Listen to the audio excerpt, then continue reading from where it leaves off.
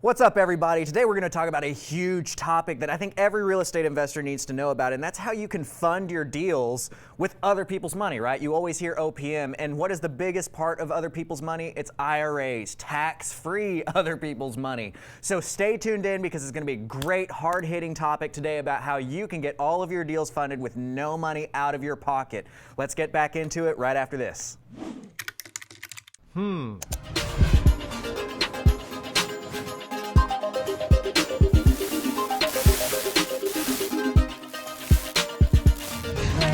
Teach me something.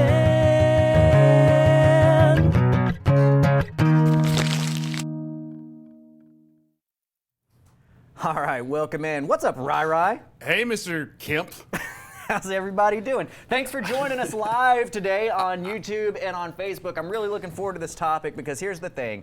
I talk about all the time that I bought, hey, I bought my first 50 houses without a single dollar coming out of my back pocket, which is true. And a big part of that was because I was able to fund the cash needs that are coming from a deal from somebody else's back pocket, right? It's not that these deals don't take money. Yeah, and I'll say this. I'm a bit nervous on this topic, mainly because, if you've ever called back to the episode I did like last fall with Haley Gant about IRAs, clearly I know nothing about the subject. Right. And that's one of the reasons we have Quest come in every Friday. But yet, I think I'm with a lot of people watching, because I'm sitting there watching them, and it's like, Right. I don't know if you picked up on that sound effect. Well, here's the fortunate part about this conversation that we're going to be having. I don't know crap about IRAs either. Let's do a live show for You don't need to. But that's the beauty of it, because you talk about other people's money. Well, then you also have the other people's time, which is the knowledge factor. But let's get into the meat of this conversation. Absolutely. So IRAs hold, and I wish I was better about knowing these specific stats, but IRAs hold a massive market share of people who have money sitting in an IRA somewhere. Now, something to know is that all of these IRA types, a traditional IRA, a Roth IRA, a SEP IRA, whatever that is, even HSAs and that kind of stuff count as IRAs, they can be self-directed, right? The self-directed IRA that you hear us talking about is not a thing. It's not you can't go to an IRA shop and say like, hey, can I open up a self-directed IRA? And they're gonna be like, oh yeah, that's all I need to know. Yeah, well, what I was gonna say is one thing I did pick up with all the Quest shows is self-directed IRA is literally just a marketing term. Yeah. And I'm like, what? Right, and that's something to know. So what we can know here is that people have this massive share of money sitting in their IRAs, and I went to Eddie Speed. He had a 3-day thing this last weekend, and Quest was actually out there speaking. If you can't tell, Quest is a great company to work with IRAs. And they were talking about, I think that they manage something like $3.5 billion worth of assets, and something like 40% of that is just sitting in cash. And $3 billion is obviously more than your private capital guy that has like $1 million or a couple $100,000 ready to mail to you. I love bringing it every up once in a while. that 1 million seconds is 11 days, 1 billion seconds is 32 years. Which is more. Which is more. I needed to set you up for a which is more moment. Got him, coach. So we have a huge amount of cash sitting there, and so what you need to know as the investor is not what Haley Gant needs to know from Quest IRA. It is not what the custodians need to know. We need to know, hey guys, there's a ton of cash sitting here that we get to use for our investment, and we need to know how to get that cash put into our investment. That's what we need. I was actually having this conversation maybe 2 days ago, and what it is again, shout out to Quest. One of these days we'll give Grant with Creative Cash Flow a shout out, but right now it's all Quest Trust. But I was just curious because it's like you've got all these people with money, and Quest, because they're the facilitator, the custodian, they're not allowed to marry money with deal. They're just there to put everybody in the same room. So it's like, why isn't there a broker service out there to marry the two? Well, it's a legality thing. It's a legality thing that they can't do that. But the point I'm getting at is there's all this money. How do you tap into that? And hopefully that's what we're going to talk about. That is what we're going to talk about. Yeah. So Haley, thank you so much for joining. Now, guys, Haley's going to have your answers for the numbers. She already chimed in. There's $27 trillion in American retirement accounts. Only 3% of that is self-directed, right? And she says only 3% of that. But what is 3% of 27 trillion? Let's see. Let's see. Let's see. It's more than... That's $810 million, right? Is that right? Did I do trillion right? No, I didn't. I skipped the billion. Anyway, so it'd be $810 billion? Yes, that's a lot of money. That's a lot of money, guys. This is an informational show, not a math show. If you want math, go. And for the record, we're not licensed in any way. We are not your attorney. We are not your CPA. We're not giving financial advice. I am speaking to you as an investor who has helped other investors find out how to fund their deals through this private capital source, right? So what we're going to talk about today is A, how do you talk to somebody who has an IRA and you want to get their money from them? And B, you know, well, actually, A, that's all that matters. Everything else is a subset. I mean, but I think there's a lot of there should be a lot of similarities between talking to somebody like a private capital partner and an IRA person. But the only difference is, I would assume the IRA person, you know, again, assumption is a huge word, is maybe a little bit more passive than the not the hard money, but the private capital guy that's always looking for the deal at the next networking event. And I think passive is the word that I want to shoot with to start off with, right? So good job teeing that one up. Because look, guys, this is going to be your main resource, or I'm sorry, your main, what's the word I'm looking for? Like pitch, your main strategy. Not necessarily tactic. strategy, but the thing that they're going to be most attracted by, right? The thing that the IRA holder is going to be most attracted by is going to be the passivity of this investment. The fact that they truly get to have mailbox money. The easiness of it. Right. This is you, the person watching this Grant Teach Me Something episode, are the one who has dedicated hours of their days to figuring out how to do real estate. We don't need our IRA holder to know everything about real estate. What we want to do is we want to provide them a service. And that service is that we are giving them a return on their capital that cannot be beat by other means. Well, and not just other means, but like one of the things that Nate likes to point out is the fact that there was one IRA that invested in a horse semen company. Yeah. And you're like, Quest IRA, who's so heavily tied to the real estate industry, or Quest Trust, excuse me, so tied to the real estate that one of their IRAs chose a horse semen. That stuff is... it's potent. Yeah. It's potent. Why do you know that? Anyway, that's not a factoid I need you to tell me. I think the point we're trying to make, though, is you want to make it really sweet. It's got to be competitive in both easiness. I'm trying to get on the rails here, people. It's got to be competitive on the easiness of it and the rate of return on it. Right. So if you can promise easy, safe, I know nobody likes the word guaranteed, but you know, like really set them at ease that, hey, by the way, you're going to get your money back. I can't guarantee anything. Sure, of course. We're never going to guarantee anything. Yeah. And that's a big part of any time. If you've watched this for any period of time, you know that I'm huge on don't guarantee anything that you can't guarantee. Don't promise something you can't promise. But you need to go to these events, right? Quest IRA actually has one tonight. Haley, if you want to promote that here and put a link or something. Quest is doing an event here in DFW tonight, but they do events all over the place. And if you're not in Texas, because I think Quest is mainly Texas, right? Are they in other states? They're expanding. I know they're trying to be in Phoenix. Subtle plug. Phoenix will be there February 6th, 7th, 8th. Yeah, I'll be speaking there too. Yeah, looking forward to that. So if you're in another state that Quest isn't in, right? First and foremost, check out, see if Quest is there. If not, just look for whoever your IRA custodians are and see which ones are doing these types of events, because you need to show up to those. You need to be there. You need to be that person who can provide this service for people, because here's the thing. When I'm talking to private capital, just like you talked about earlier, we are not asking a private capital person to fund our deal.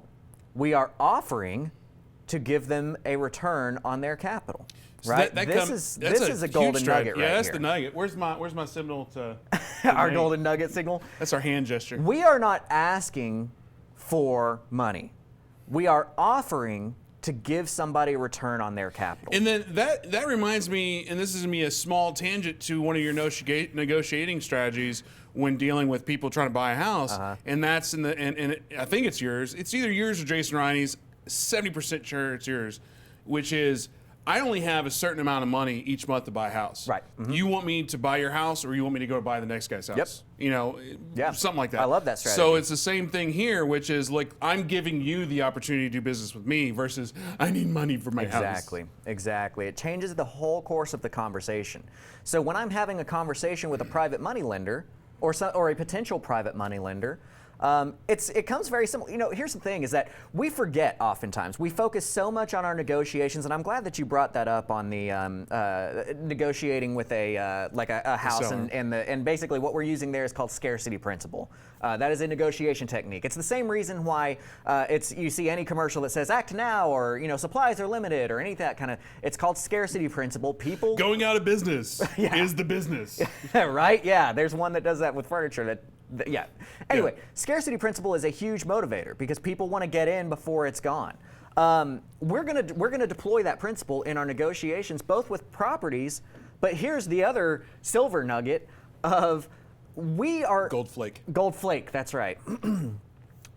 Too many times, the real estate investor watching this show has focused so much time and effort on understanding how to negotiate a real estate transaction. And then all of those negotiation techniques they throw out the window whenever they're talking to somebody about private money. I think it goes back to being nervous. It goes back to maybe our education system, not to go on a huge tangent, but we don't really talk about the things that matter, like taxes and money. Right, yeah. So, not to get political. So using those same techniques is so important because that's all that's happening is you're still negotiating. Now, a good negotiator, it's very natural, and you're just kind of going back and forth, and you're trying to go for what you want. But here's the thing, is that what you are offering to the person, when I open any conversation with a new contact at a IRA event, at a RIA, at the February 7th, 8th, and 9th event in Phoenix, Arizona, anytime that you're going to be talking to somebody, the first thing that I'm going to ask them is I'm going to say, okay, cool, well, so, what is it that you're trying to leverage? Are you trying to leverage your time, your money, or your expertise? Right? I love that intro question because no matter what their answer to that question is, we have a way to work with them. If they've got time, they're a great bird dog. If they've got money, then they're a great lender. If they've got expertise, they're a possible JV partner. And then one more question you could throw on people, which will, if you do at your next networking event, you'll just see their brain break, which is, how can I help you? Yeah. What can I do today to help your business? And you'll be surprised to see their face just go from like, everybody's got that networking front where they're in, they're like, yeah, I'm going to find this, I'm going to find that. But the first time somebody asks you, what do you want? What can I do for you? They're like, I don't know. Yeah. Because no one ever asks them. Yep. Because they're too busy, putting it out there. You want to know something funny? Is that question, at its core, is why we're here today. Because I came in and I did an interview with Daniel when the studio was way different, and it was one of the first videos that he had done, and we did this little interview, just me and him. We went to lunch afterwards. I said, how can I help you? And it started a conversation. And you know what that conversation turned into? The Propelio Academy. And Grant Teach Me Something. And all of this stuff, right? These massive things. And hiring Ryan. Yeah, Ryan was a contact that Ryan and I had worked together, and Daniel needed somebody. And I said, look, Ryan has great skills, right? Let's connect these two dots for y'all to get and it's blown up. So you never know what's going to happen from How Can I Help You? That's a great question.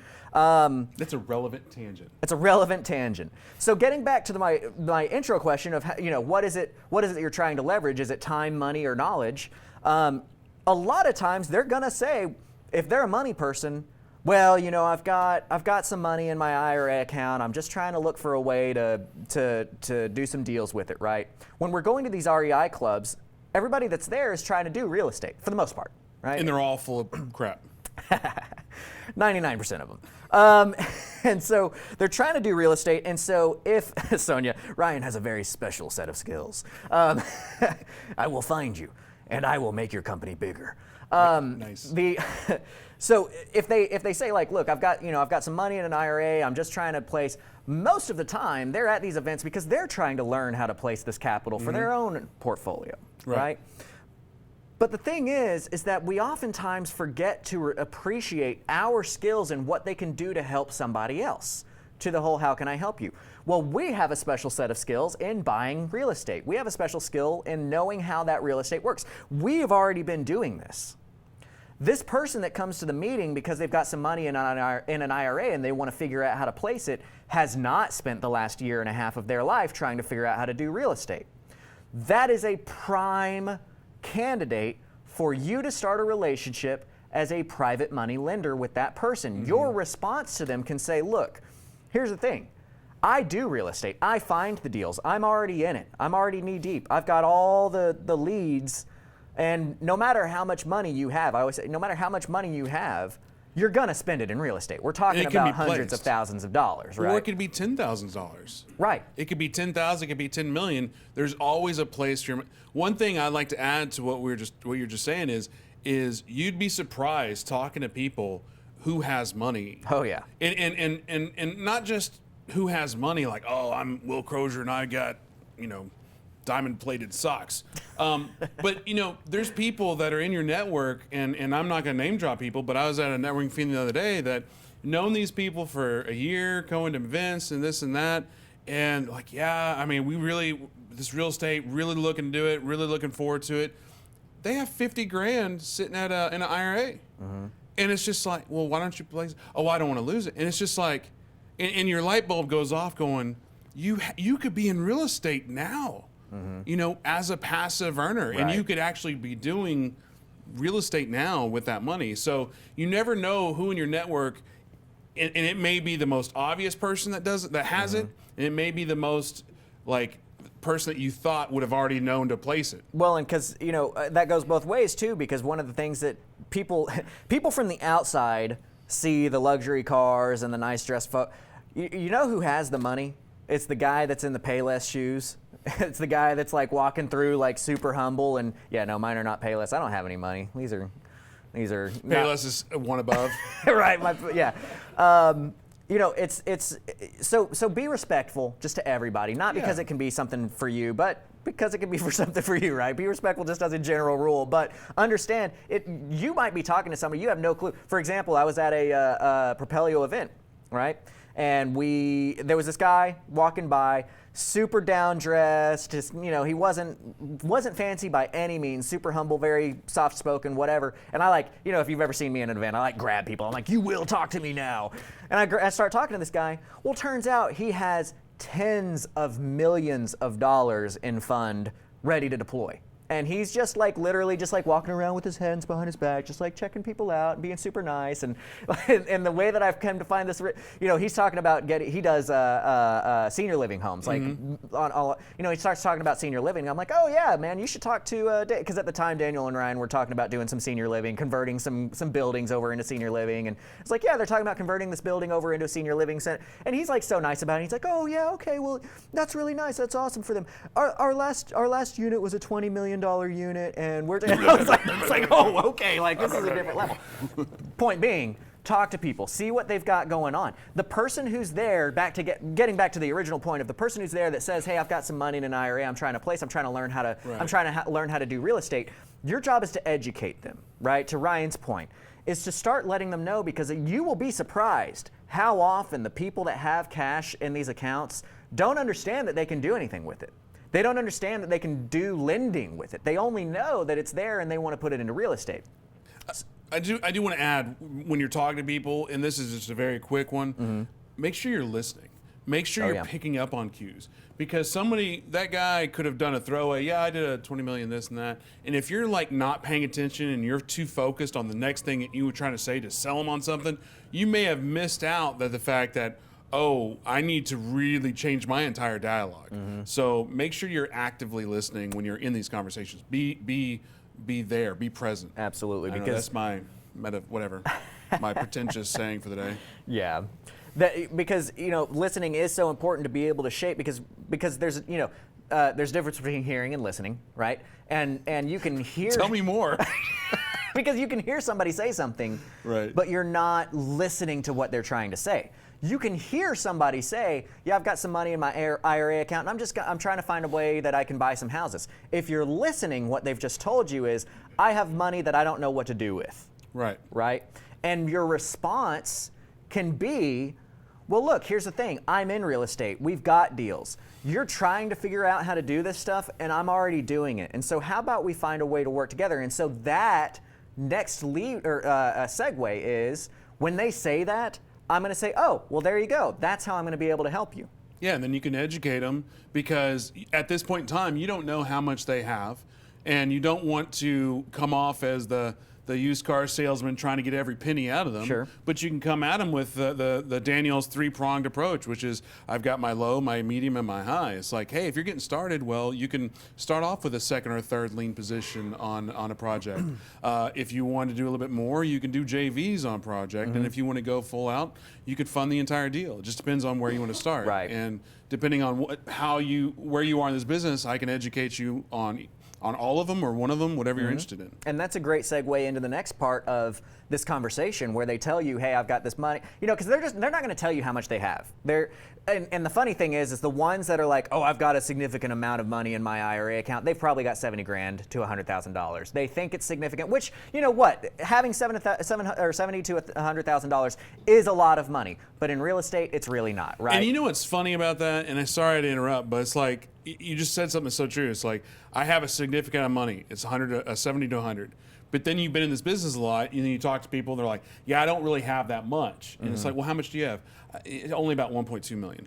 Right? Because I think it's the perception, like, because if you only have 70 to 100 only, that's still a lot. Don't get me wrong. Right. But if you have 70 to 100, maybe you're playing in the part of the game, part of the stadium that's a small stadium. But once you're talking about millions of dollars, you're in a different league. Right. And in that league, you've got billionaires. So to a billionaire, 1.2 million is small potatoes. Right. That's very true. Yeah.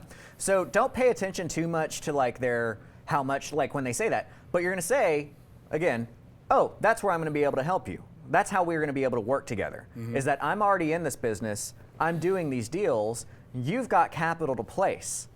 Notice how I said capital, right? When we're talking to somebody with an IRA, it's not their money. Because what does money buy? Shoes that pay less? Shoes that pay less. Money buys groceries. Money pays for rent.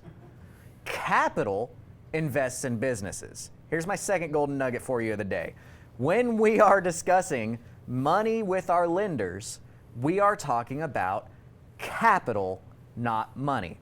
Because capital gets invested in business. Now we are removing their emotion from this dollar, right? This dollar is now an object. This dollar is no longer something that can be used to pay for their vacation as money, right? And again, I think that's a huge distinction, because if you've ever worked for somebody or work with somebody who looks at all the money is on the kitchen table, and it's money in the business. Well, if I put this $10 towards a Facebook ad, that's a Happy Meal, and I'm not buying my kid. So if it's capital, you can't buy a Happy Meal for your kid with capital. So I think that's a huge distinction. And then, as an entrepreneur, whatever business you're doing, you need to remember that the money that you're capitalized in business and whatever you're trying to pursue needs to be completely separate from the piggy bank that you use to have life. Is that a good way of saying that? For sure. So I'm trying to be more pretentious on these shows. So you got to think about things in those terms. So you ask them, how much capital do you have to place? That is a very early on question that we ask. This goes to Ryan's point. Don't be nervous. Because nerves show, right? The bold question gets a bold answer. The more confident you are in these questions, the more ease they have in answering them for you. If you ask somebody, and this goes back to negotiation tips that you've seen me talk about with like buying subject to, right? If I'm buying a house subject to, or any house really, really honestly, one of the very first intake form questions that we have is, what do you owe on your house? And what is the interest rate, right? If you ask that because that's part of your business, people answer it. But if you say, hey, just so I know you've got a mortgage on it, how much are you, do you know how much you have left on the mortgage? You have a much higher chance of them being like, I'm not really comfortable saying that. But if you just ask them, so how much do you owe on it? They tell you, well, I think I owe about whatever. So in the same way, when we're talking to somebody at these events that has possible money in an IRA or a retirement fund or whatever that we're going to be able to use, we're going to say, so how much capital do you have to place? And most of the time, they'll give you a real answer. Most of the time, they'll be like, well, I've got $50,000 or $70,000, or I've got $500,000. What you'll find is that this is kind of the litmus test. When they have a lot of money, they won't tell you. When they have a lot of money, they're typically going to say like, oh, we've got, we've got a few $100,000 that we can spend on this, or, or they'll say something along the lines of, it depends on the project. It depends on the project means, yeah, I can fund whatever. I'm just going to be discerning about it, right? So you ask them, how much capital do you have to place? And then when they tell you the number, you have a tree that you need to go down to negotiate your way into getting that capital. And that's what we're going to talk about on the other side of this break. We're going to talk about when they tell you how much capital they have, how do you decide which road you want to lead them down? So stay tuned. When we get back, we're going to tell you exactly how to figure out which road to go down with how much capital somebody has to place.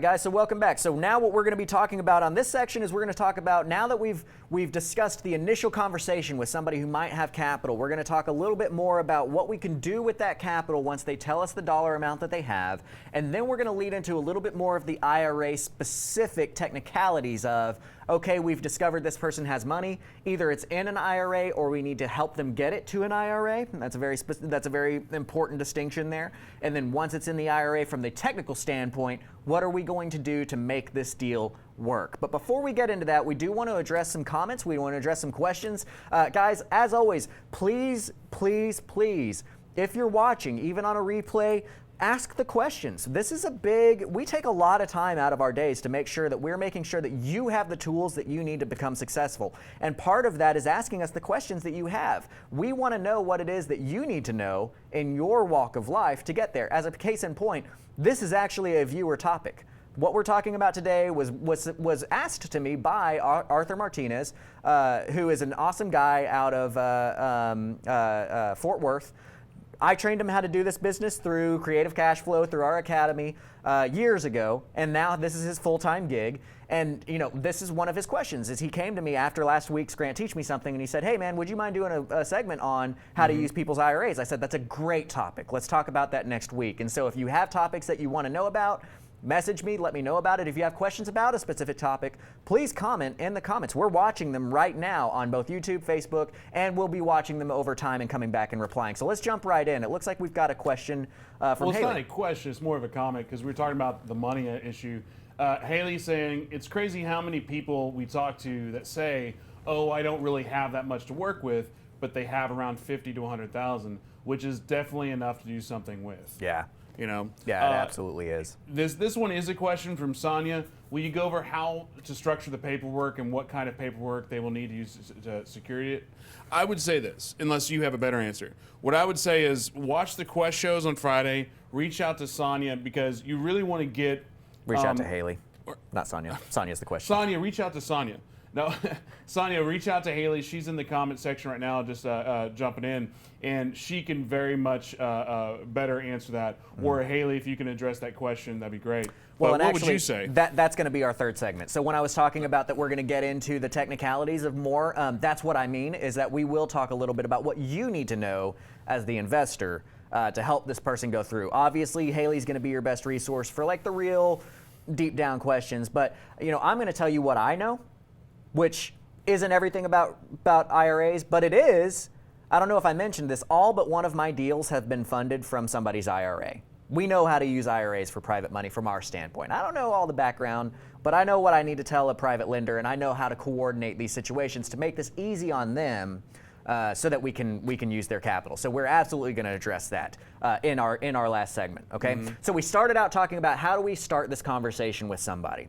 Now we're going to talk about, now that we've created that conversation, now that we've created that dialogue with them, how do we take this to the next level? We've asked our wonderful question, which I'm not talking about the other two today, right? Our wonderful question of, what is it that you're trying to leverage? Are you trying to leverage time, money, or I'm sorry, time, capital, or knowledge, right? and we get our answer, we're only talking about capital here. But guys, that's a huge nugget of a question right there. Because I can tell you, I've been in masterminds with guys that are doing millions and millions and millions and millions of dollars per year in business. And when I bring that question up, I see all of their heads go down and write it, right? That is a question you need to use.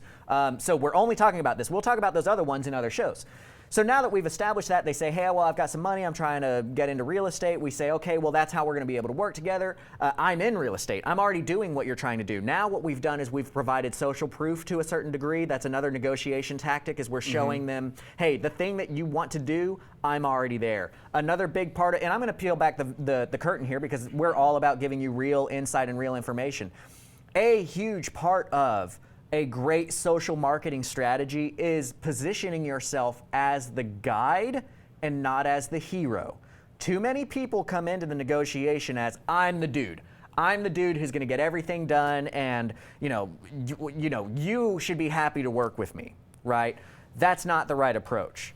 What we're talking about this entire conversation is, hey, we're going to be able to provide the returns to you and place your capital. We never ask them to lend us money.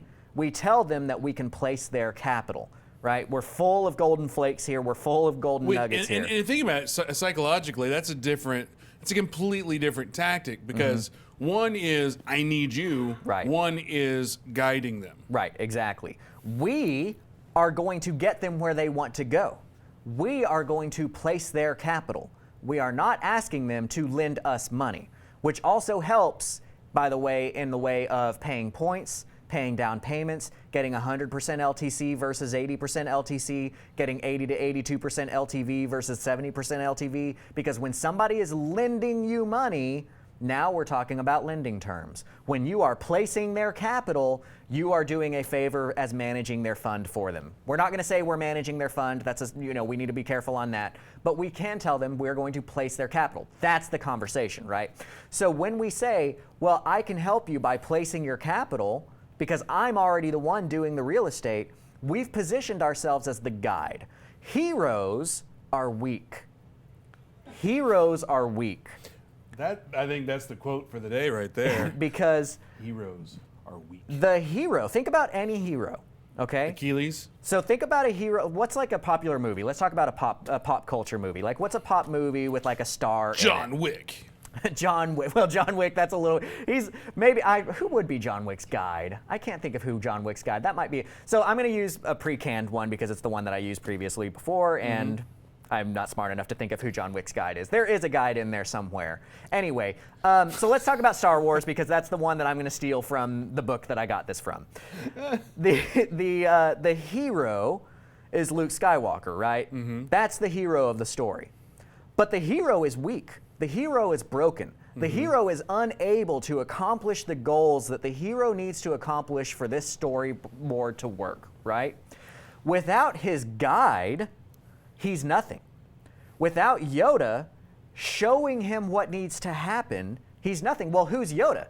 Yoda's the baller that's never had a problem and can get anything done with no problem, right? Right. When he approaches Yoda, Yoda does not talk about how long Yoda studied to be a master of the Force. Yoda does not talk about how long he's been in the Force. Yoda does not talk about how awesome he is and how much Luke needs him.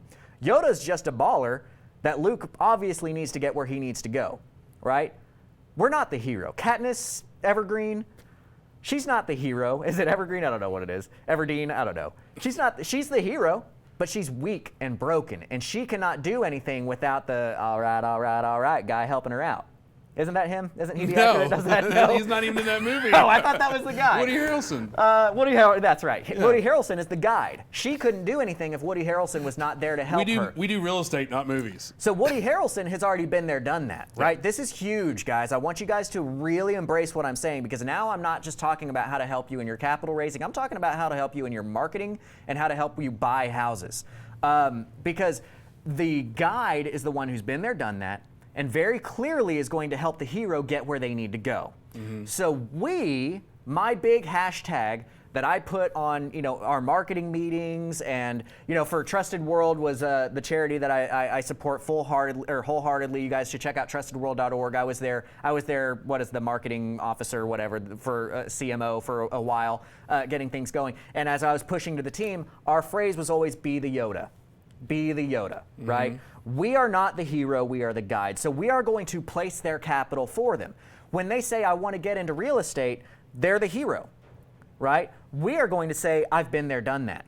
I'm already in real estate. And I can help place your capital and get you the results that you are hoping for because I'm your guide and I'm the one who's going to be able to provide and that's really for interesting. you. And I wonder, though, if they're, and you're probably like, well, no crap, Ryan, that's the next segment. But I wonder if there's a tie-in to, again, talking and negotiating with the sellers and let them be the hero of their own story. So if I'm talking to private capital and I'm trying to get their capital, even though they want to be as passive as hell and they just want money and they don't want to touch it, at their core, everybody wants to be their own hero. Absolutely. So I wonder if those are just two different thought processes or if there's a well thought out to go, yeah, everybody's their hero, and again, it's the same thing with private capital. Well, no, that is absolutely it. Did I mumble or no? That's right. That's absolutely it. And so, again, a relevant tangent. We'll go on a little bit of a tangent here because it's very relevant to any negotiation, but especially with private capital, but with house buying,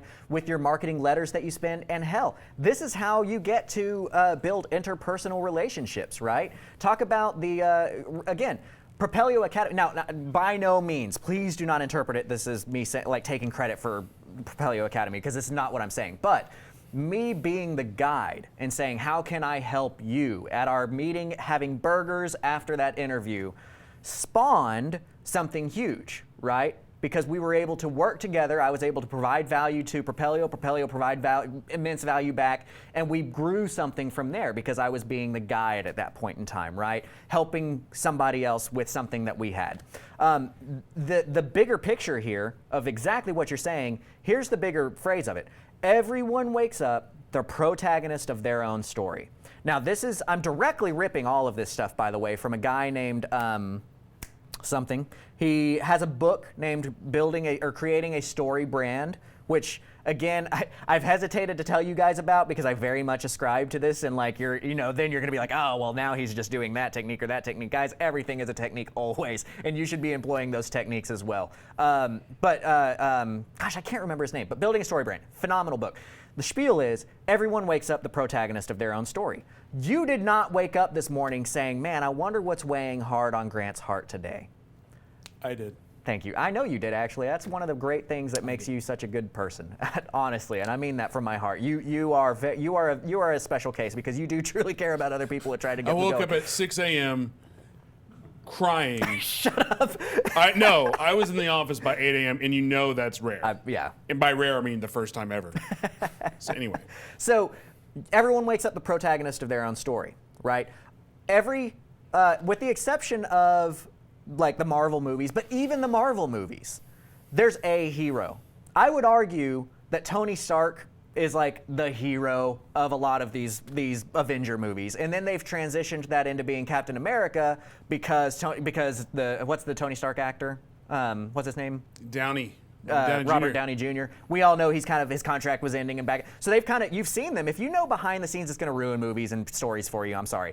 But we've seen Tony Stark was kind of the center point of these Avenger movies. We know his contract is ending. Well, all of a sudden now Captain America is really the hero. All these other guys, there's room for one real hero in every story. So if everyone wakes up the protagonist of their own story and you walk in trying to be the hero, they will shoot accolades at you left, right, and center. You will feel awesome because they will talk about how amazing you are, but they're not going to work with you because there's not room for two heroes in a story. There's room for one hero, and that hero is the person you're talking to. But there also is room for a guide. But there's always room for that guide.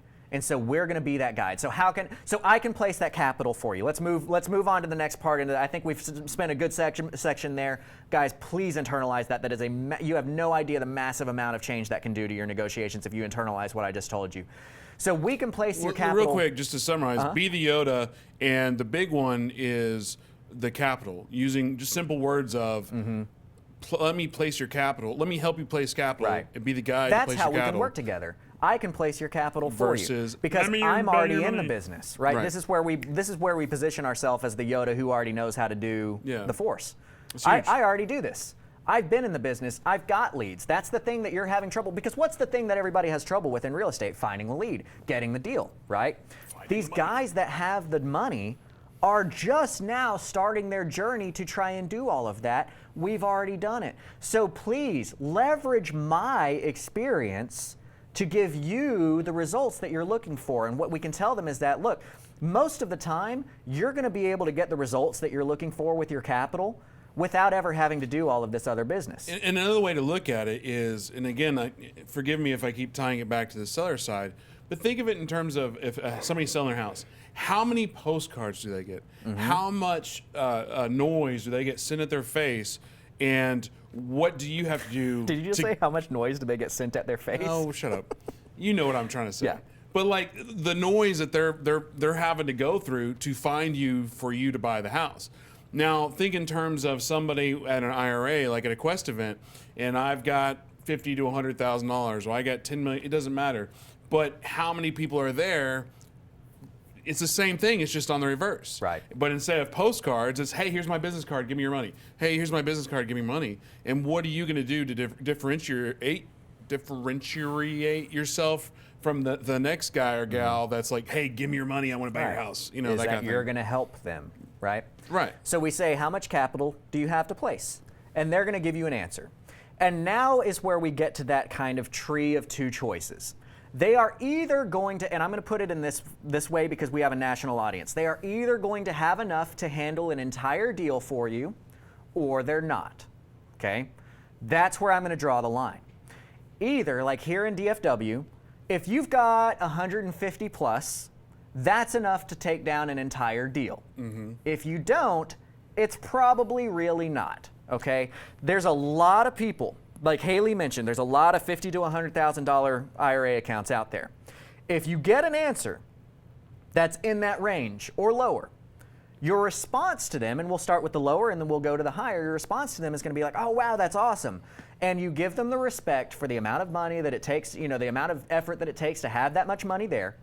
But here's where being kind of, how do you, I'm trying to think of arrogant. like, yeah, exactly. I was gonna say like, what is the like hashtag that we need for this? Be the nice asshole, right? Like you can be a nice jerk at the same time. Arrogant is a good word for that. And saying, oh, that is awesome. That is a great amount of money. And here's what I say. And I'm a confident jerk when I say this, but it's just kind of getting straight to the point, and it helps with our negotiations, in which I'm going to be like, look, that's a ton of money. It really is, and I totally respect that. But in real estate, that's really not that much money, honestly, because it's really hard to take down a deal with the acquisition and the rehab and fit that into $70,000. However, because I'm in this business as deep as I am, I do still have ways that we can place that capital for you and get you a good return on that. And the way that we're going to do that is I find deals all the time where they're $10,000 behind on their payments and I need $30,000 to do the rehab on their house. And I can take over on their payments subject to, I don't know if you're familiar with that or not, but we can talk about that later. But essentially I can take over on their payments. I need the capital to catch them up and I need the capital to do the rehab. $70,000 is the perfect amount for that. So that's how we'll be able to work together. Next time I find one of these deals, would you be interested in being the guy that I talk to about providing the money to catch them up and providing the capital to catch them up and do the rehab? Now, in a situation like that, this is a relevant side thing, but it is relevant. That is obviously going to... Sorry. My words. Sorry, I gotta interrupt. Jeremiah, I love it. I think that you've coined it right there, the nice hole. Wait, no, that could probably, don't Google that. Let's rewind. Let's go back to Ryan. Okay, finish your thought. Save me.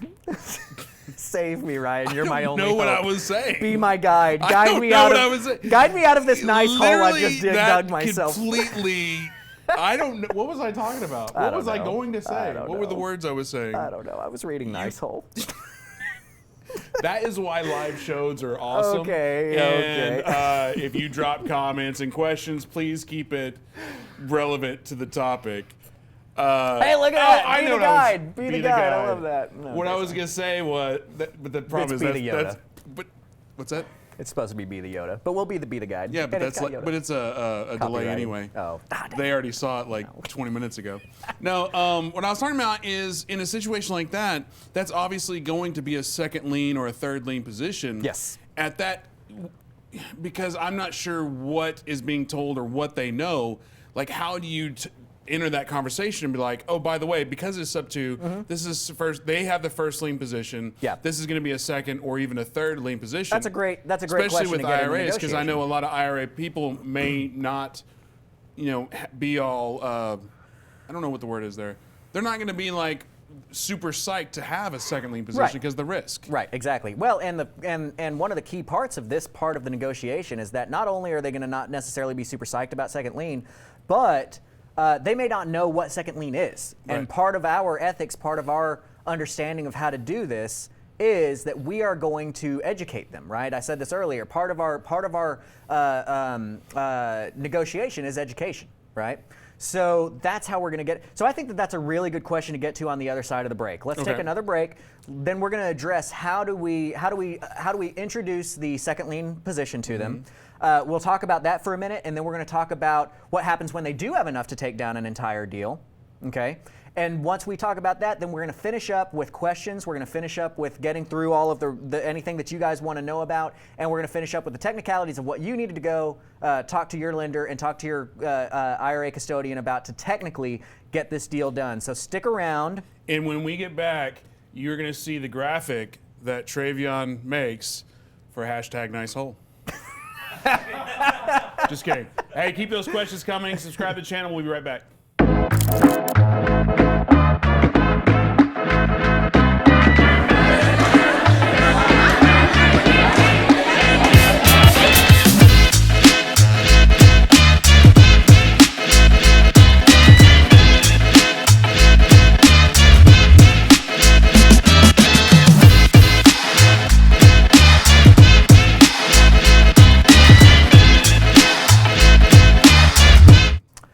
All right, and welcome back here. We love having you guys here. Hey guys, just a quick mention here. I'm Grant Kemp from CreativeCashflow.com, where we help you buy more houses. CreativeCashflow.com is, if you like this education, if you like what I'm doing here, please, go check out CreativeCashflow.com. That's where I'm able to grow a larger relationship with the folks that are watching. Sonya Ray just signed up this last week. I really enjoyed having her on our live Q&A session. She's been a watcher of the show for a long time. We had our first live Q&A session with her this last Monday night. I do a live Q&A every Monday night where all of the members of Creative Cashflow get to just shoot whatever question. We'll talk about your deals. We'll talk about whatever's going on, and you get full access to my brain. Here's the big deal, is that Travion, wave to us, Travion, wonderful Travion over here, has finished our negotiation series. So we have a new module coming out to all of our Creative Cashflow members for how to really get it. If you like the negotiation tips I've given you during the show, it is but the tip of what goes into negotiating. I've put a large effort into negotiation. So that negotiation series module is going to be releasing, as well as an order of operations module on what order you need to do everything for each type of investing, as well as a road to retirement module on how to plan your retirement around investing in real estate. So please check that out, and just understand that right now the price is only $650. As soon as my tech guys get done building the pages to put those modules up, the price is going up to $897. As a member, it's a lifetime membership. So once you join, you get access to all of the content that's coming out. We just finished our studio a couple of weeks ago. We just started putting out new content. So all of this new content will be yours. You're a member right now. It'll join forever. So please check me out at CreativeCashflow.com. And then none of this would be available to you if it was not for the efforts of Mr. Ryan Harper here and what Propelio.com is doing for you guys. So you want to tell us what Propelio does? Stuff. No, I'm just kidding. Daniel, if he's watching, he'll be in the car, come up here murdering me. Propelio.com, what we really are, yes, we try to provide the best content we can, Propelio TV, try to change an industry with Propelio Academy with the help of Mr. Grant, I don't know your middle name, Kemp. Garrett. Kemp. Yeah, thanks for not knowing my name. Anyway, Grant Garrett Kemp. Anyway, but that's what we do. That's all we do for the marketing side. Every time we do an event, every time we do see somebody in person, that's all to try to get notice and attention for our software. Our software is a three-pronged approach. It's basically leads, comps, and websites. So, what are the things that you need most as a investor? You need access to off-market leads. We are looking to become a national lead provider. So if you're not currently a subscriber of Propelio, make sure you drop an email and be like, hey, I want to know about the national lead list when it becomes available. If you need access to comps, if we're in your market, bam, Propelio.com, easy access to comps. We have a lot of realtors that use our service just because it's much easier and quicker to pull comps on a Propelio versus whatever MLS you use. Because MLS, let's face it, Realtor.com, those guys, they love that 1987 technology. Dude, I let my MLS access lapse because I only use Propelio anymore. But I mean, it's just so it's a faster, softer.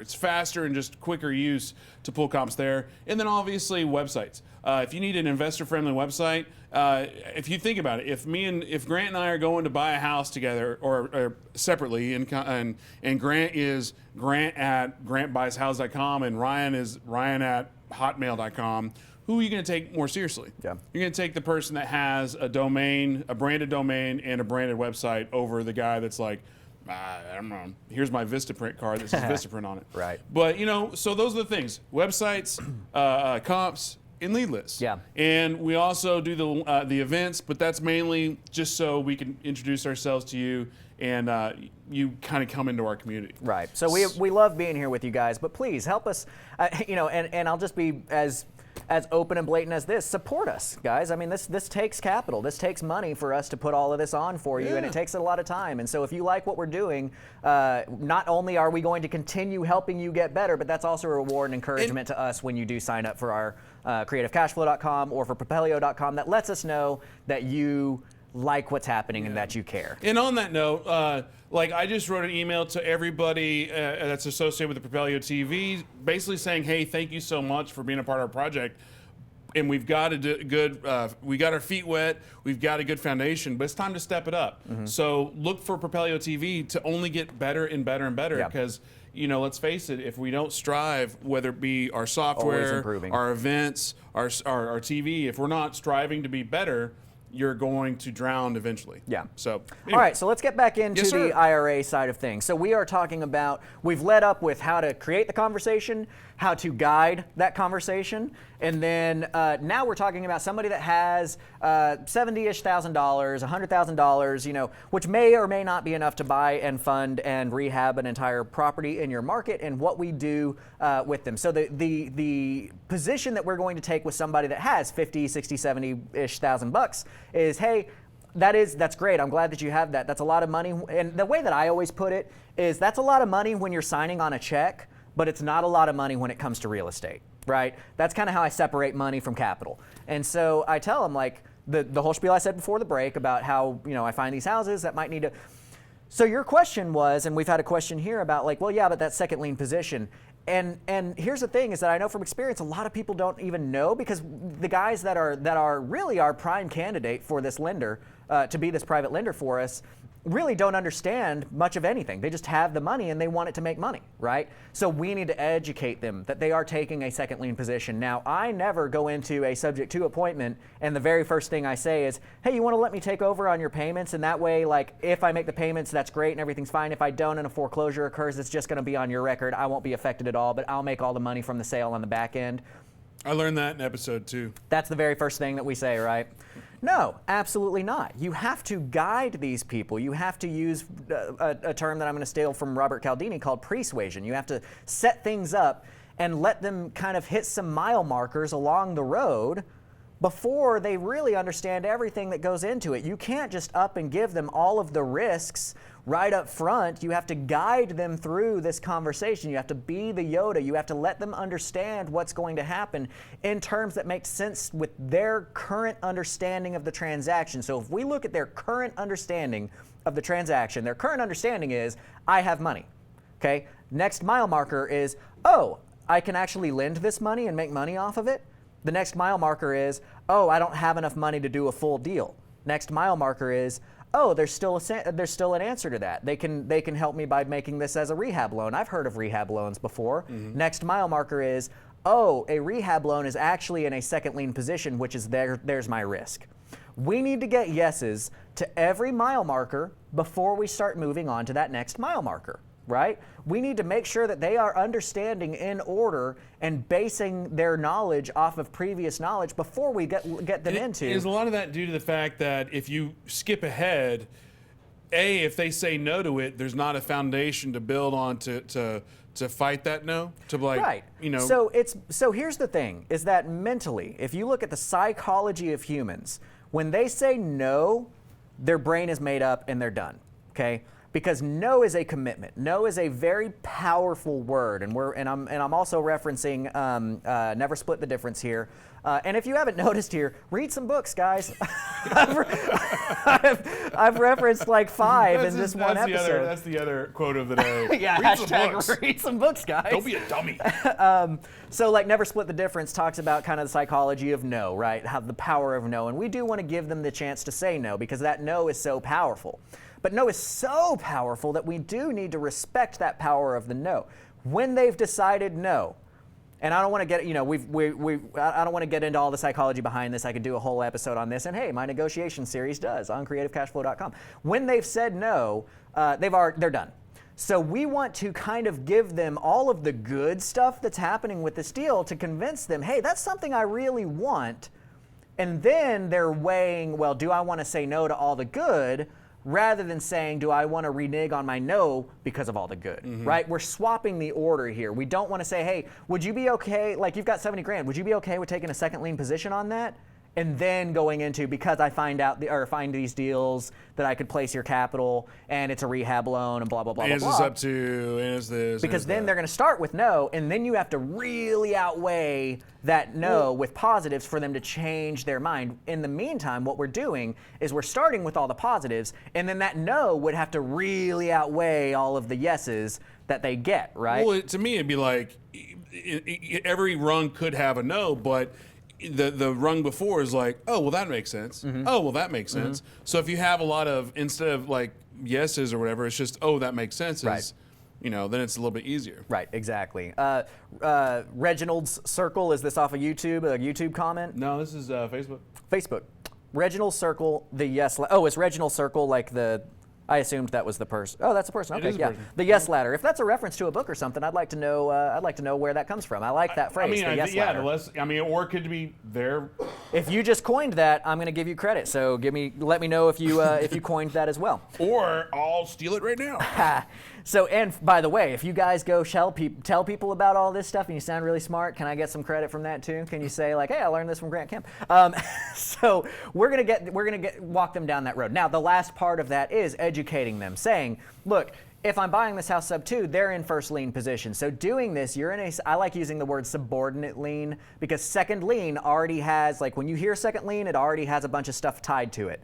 Subordinate lien does not already have a bunch of stuff tied to it. So when you say subordinate lien, it is technically true and it does not come with knowledge baggage, right? So whereas second lien comes with knowledge baggage. Second lien, people have always been afraid of second liens. They've never been taught to be afraid of subordinate liens. But we're gonna say that would be a subordinate lien because I already have a loan in place. But that's why it's so important for you to really vet the person that you're gonna be doing a deal like this with. And I'm telling them this. You need to be very careful of the person, of the human being that you're investing with. If you're going to do a second lien position or a subordinate lien position, you're investing in the human. You're investing in that person that you believe that they're going to perform. And I'll finish up real quick, if we have done our job to present ourselves as an authority in the ways that I've shown you how to do up to this point, they will say, this is the kind of guy I want to work with, right? And now you're telling them, hey, you just told me that you have 70 grand. I just told you a way to spend that, but now I'm going to make you really afraid of spending that with anybody but me. Okay? So that's that's how we wrap up our subordinate lien lending program with somebody that only has enough to do like a rehab loan. So before we get to the real meat of this conversation, it sounds like a lot of this, when we're talking about the IRA money and using IRA private money, a lot of it is just semantics, like changing words from, hey, I'm looking for somebody to borrow money from, or I'm looking for a new lender, to I'm looking to place capital. And then what you just said there, instead of using words like second lien position, you're using words like subordinate lien. It's the same thing, right? But it's just semantics of it that maybe trigger something in the brain that just doesn't confuse as much. Exactly. And then a lot of similarities of everything you talked about today, that's just basic negotiation skills that you're applying to this situation. Right. So the second lien side, what we've just talked about, is really the brunt of this whole conversation, because guys, when they have enough money for a full deal, that's easy, right? When they have 150, 200 plus, anything like that, you're just going to tell them, okay, excellent, that's great. So next, I run into these deals all the time. We'll be able to work with that with you. And then from that conversation, what I don't want to go into for the rest of this time, because I do want to spend the rest of our time specifically on the IRA, the rest of that conversation is purely a conversation on private money negotiations, right? And we might do another episode just purely on private money negotiations, which could take a whole episode there. I don't want to get too far into that, but essentially, and I'll give you the cliffhanger there of just, hey, at that point in time, it's just negotiating your terms and figuring out what you can pay somebody and getting those terms paid out, right? Now, let's go into the actual IRA side of things. When they say that they have capital to place, they either have capital in an IRA already or it's someplace else that needs to be converted into an IRA. What we're going to do is we're going to be the guide, we're going to be the Yoda, we're going to guide them and let them know that we have experience in this industry and that we are going to recommend that they talk to a Haley Gant over at Quest IRA. Quest Trust. Quest Trust, yes, I'm sorry. They just turned into a trust company, which is good, which is more. That's my line. Yeah, sorry.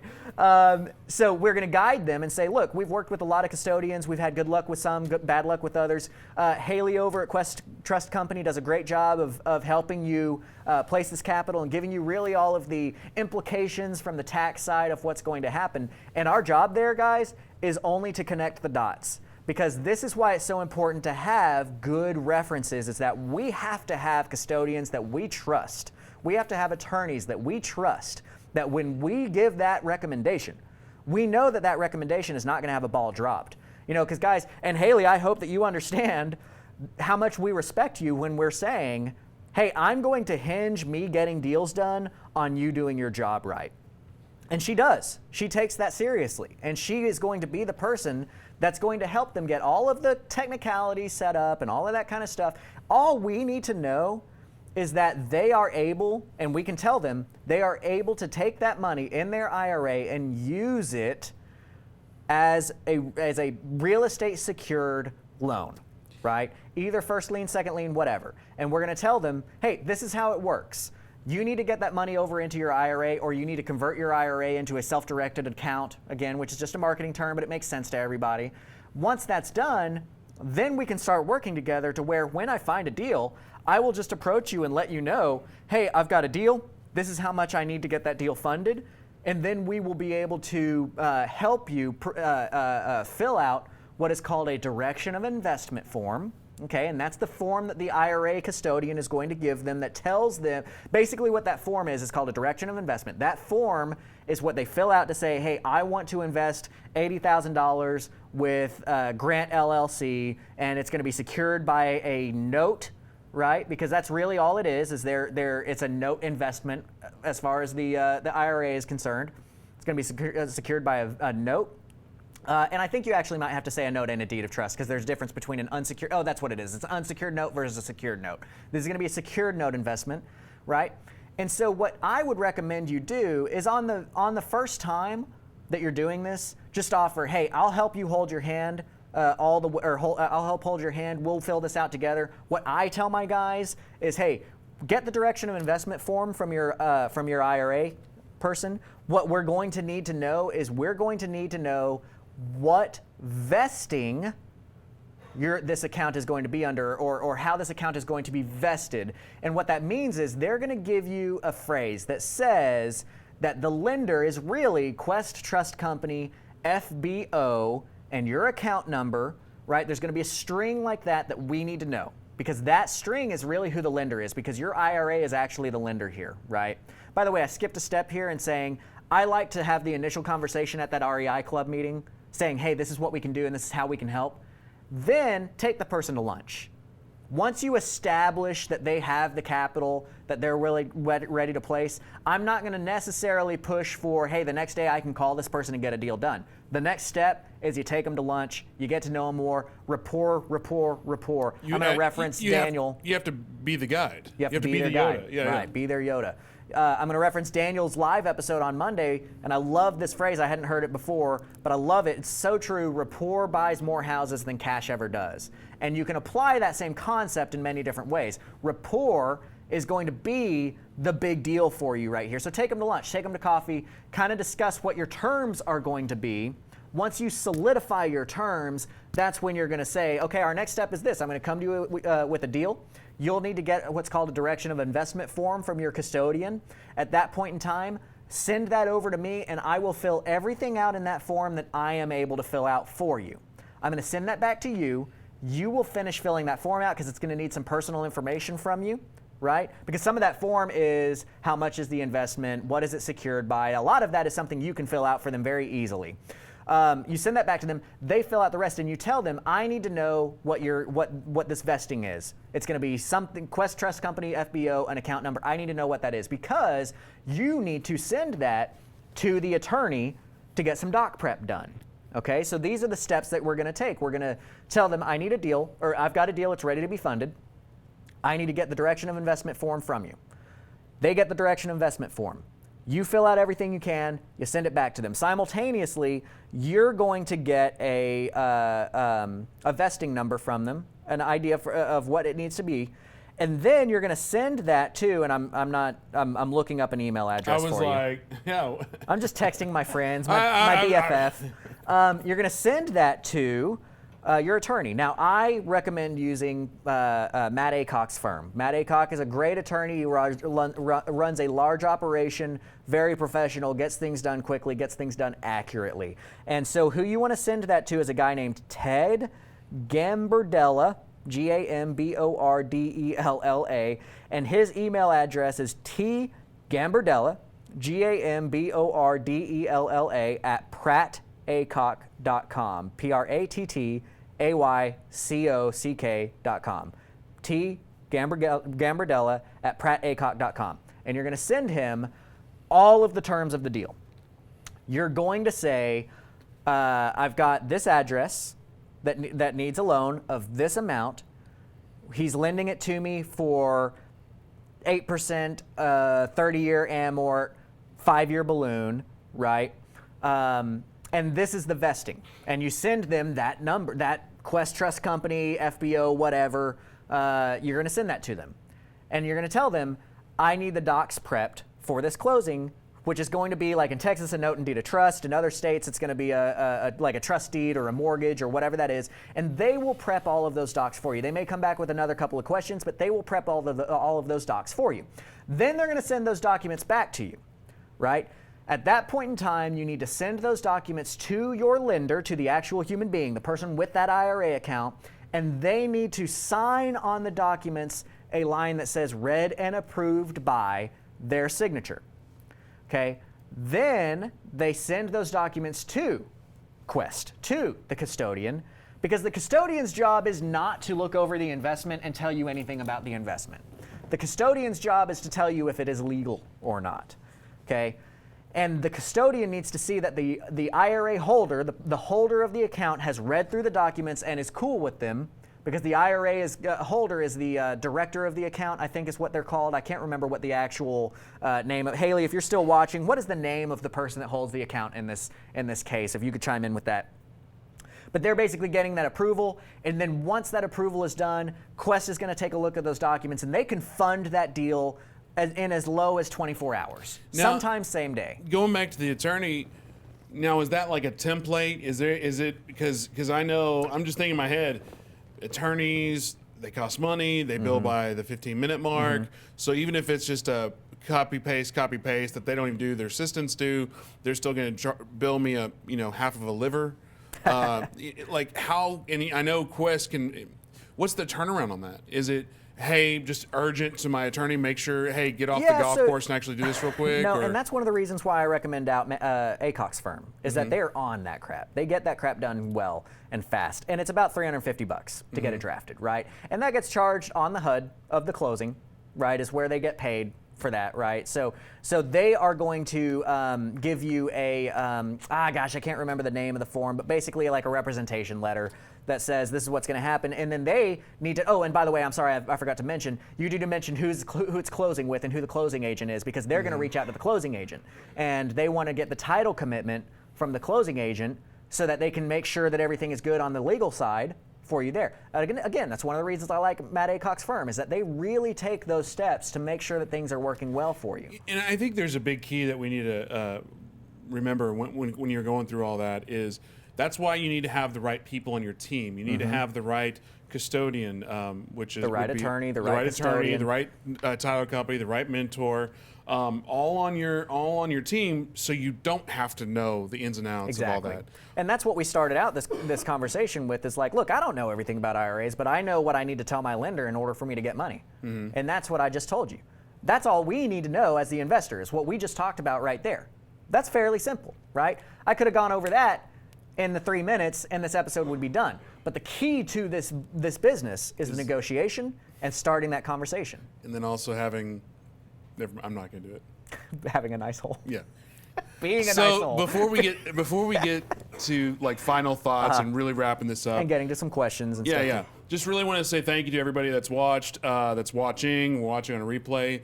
Right now we've still got about 30 on Facebook watching and about 10, 15 on YouTube watching. Which is a little bit down. Once I started getting into the technicalities, we dropped like 20 people. Yeah. It's all good though. It's cool.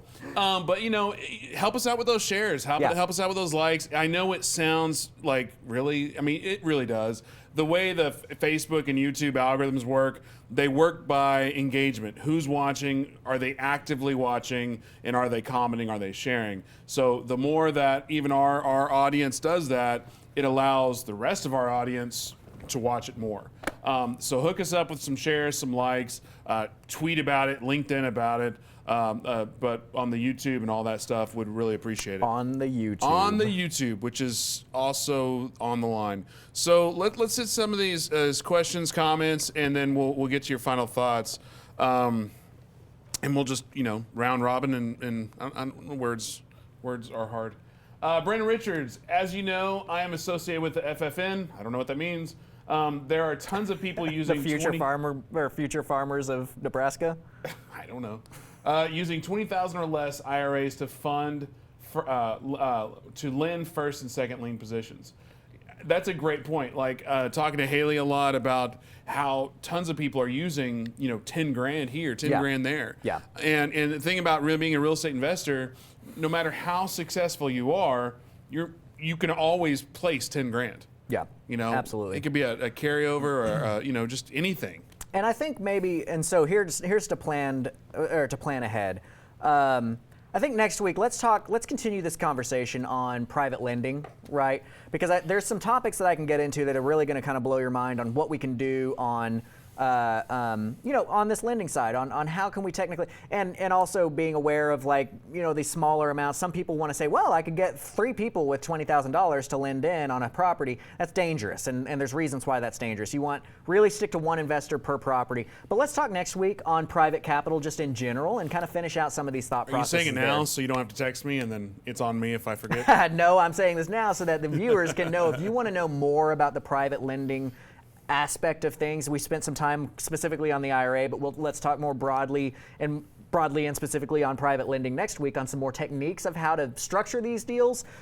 Tune in next week at 11 and we'll talk about that. Arthur Martinez, thanks for doing this show, Grant. Yeah, thanks Arthur for giving us a great recommendation for a topic. Again, I like Arthur a lot. And if you need a house sold and you're in DFW and you need an owner financed property sold, you can reach out to Arthur, and he also knows how to acquire properties. I don't want to oversell Arthur. I don't know what services you are and aren't offering to people, but PM him. DM him, is that the right? I like to DM. Okay. So Hale, something, Grant, teach me, said Yoda. Hey, do you know why the Star Wars movies were filmed in the order they were? Bill Mays. I'm just kidding. I'm kidding. What was it? It's because directed by Yoda they were. Bill Mays, I'm in the capital placement business.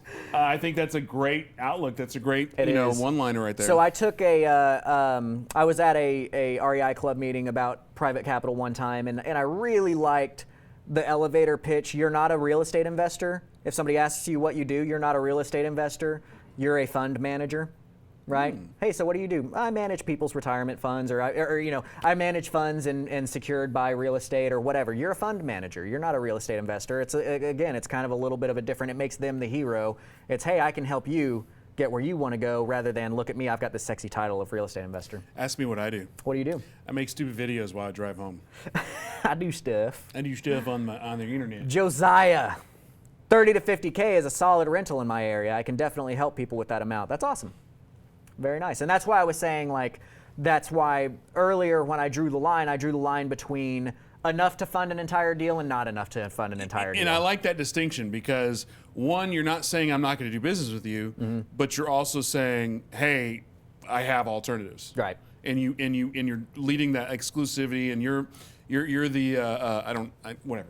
Brandon Richards, use it as a second lien or bridge money to lock a deal down with other funding, et cetera, or used to acquire sub 2. Absolutely. I think we were talking about the lower amounts. Mark, can I use both my self-directed IRA money and my regular money to do a deal? So that's a little bit tricky, okay? So that's a little bit tricky. It's a really good question. If you're doing a deal for yourself, I think the answer is no. And I would like for Haley, if you're still watching, I'd like for you to chime in on that. I think the answer is no, because you cannot provide a service of any sort to the investment when your IRA is doing the investment. The IRA is the investor. You merely control that IRA. So for you to put money into a deal as well in any way, actually, I'm almost positive the answer is no. Yeah. Do you know that? I don't know much, but I've been here and they filmed enough videos and they've done enough Academy videos that they have this airline flight attendant type diagram where it's like you can't go up and down or side to side. Okay. Like meaning anybody in your linear family, your parents or your kids or your brothers and sisters you're not allowed to use their money for your investments. Okay. So like your deal, you can't use any of their IRAs. Okay. Good. So. Yeah, I knew that you can't personally benefit from that. You can't personally benefit. So here's the other thing is that, Mark, what I might recommend you do in that case, find somebody else that has an equivalent amount in their IRA. Maybe you can have an agreement with them where it's like, hey, you lend me your IRA, I'll lend you my IRA, so that way we can use our own money on these deals. Because, like, for instance, Mark, I could use money to go into a deal and use your IRA because I'm not a beneficiary of your IRA. I could do that. So if I had an IRA account that I was willing to lend to you, then we could kind of trade. Maybe that's a creative way to get around that, where it's like, look, I'll lend you mine at 6%, you lend me yours at 6%, and that way we can use our own money, and we're kind of really. Yeah, and if the question is, and I don't know the answer, but if the question is, can I use my IRA and my money to do a deal? And if it's like, say, Grant's deal, and I'll fund half of your deal with my IRA and half of my money, half the other deal with my piggy bank, that might be an answer. I don't know. Yeah, I don't know. That's a good question. That's a really good question that I'm not educated. But if that's the question, I think that's worth exploring. It is. Brandon Richards, over $2 billion in management at Quest. They kind of know what they are doing. Yeah, I think it's 3.5 now. Well, is what they have. They totally do. 2 billion, 3.5. Yeah, That's a lot. It's a lot. It's more. It's more.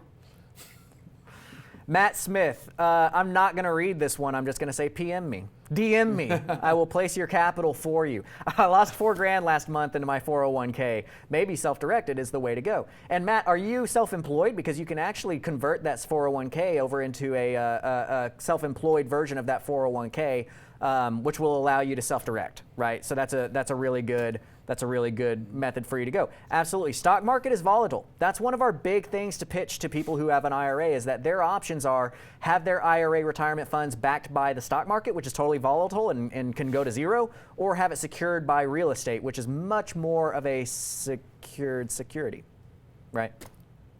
Brandon Richards, Ted is the man. He writes my legal docs like NDAs, etc. Then Mariah services loans, and Heather sends the draw wires. So again, another subtle plug for the Pratt Aycock firm.